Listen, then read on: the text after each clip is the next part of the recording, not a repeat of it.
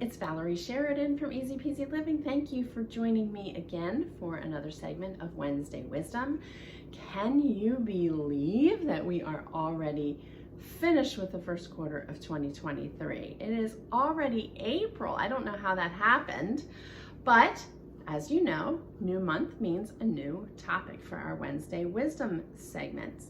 And I thought that since April is Earth Month, that we might concentrate a little bit this month on addressing some of those really common items that everybody seems to have in excess in their homes that they don't really need, but they're not really sure exactly how to go about getting rid of them. They aren't things that you can just put in your recycle bin. So I'm going to tell you how you can deal with them. So for today's segment, I'm gonna admit up front, I am a big Amazon shopper. Yes, it is true. I confess it. And so I end up with a lot of these. Do you guys have a lot of these bubble mailers?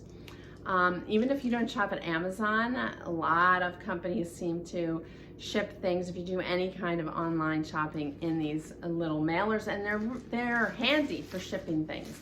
So what to do with all of them though? Well, so I keep a Sharpie by my front door, and as soon as I get a package, I empty the contents and then I black out my address.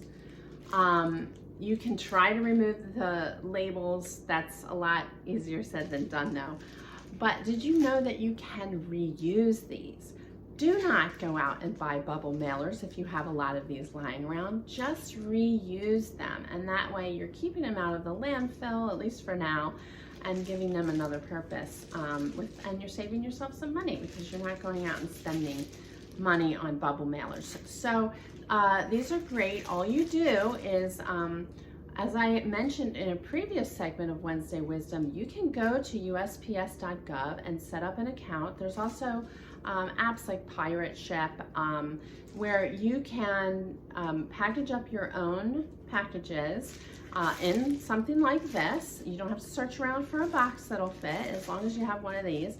And you just measure it, weigh it once you've packed it up, and then you can print out a shipping label, and you would just be very careful to cover up the sticker that is currently here so that they don't get confused when they try to deliver it.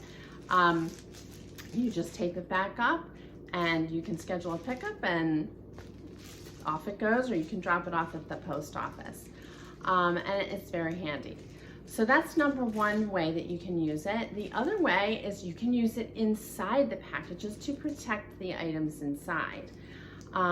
Or likewise, if you're moving, or even if you just want to protect the items while you transport them to a donation site, for example, or if you're having a donation pickup come and you have a lot of glass items in there, it's just a nice way to protect the items that are in it so that they don't get broken and no one gets injured from broken glass. This is really simple. All you do, you take your breakable item, slip it inside. Oh my gosh, how easy is that? That's so much easier than futzing around with bubble wrap and tissue paper and all of that stuff. So I hope that you guys will give this a try. Oh, one more way. I am an amateur card maker. Anybody that knows me personally probably already knows that. And so one of the things that I do with this is I do cut these up to be the size of the card that I am sending. And I put it over the face of the card. It protects, any little embellishments, 3D things, or little gems that are on there. It just gives it an added layer of protection. You do want to be very careful though, because if your card is too thick and you add one of these, you could end up in a situation where you're having to add extra postage, and you want to try to avoid that. You need to keep it under 1/4 inch thick. But I have found that usually I don't have to add any additional postage, and it protects my card so that it arrives in the condition that I want it to arrive in. So I hope you guys will give one of these ideas a try, and if you do, please give my video a thumbs up and subscribe to my YouTube channel.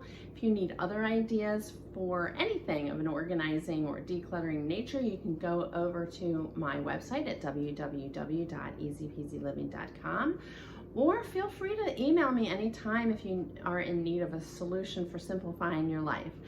You can reach me at Valerie@easypeasyliving.com. So I hope that you will join me again next week as we discuss more of these items and how to get rid of them in a responsible, earth-friendly way. But until then, keep it easy peasy.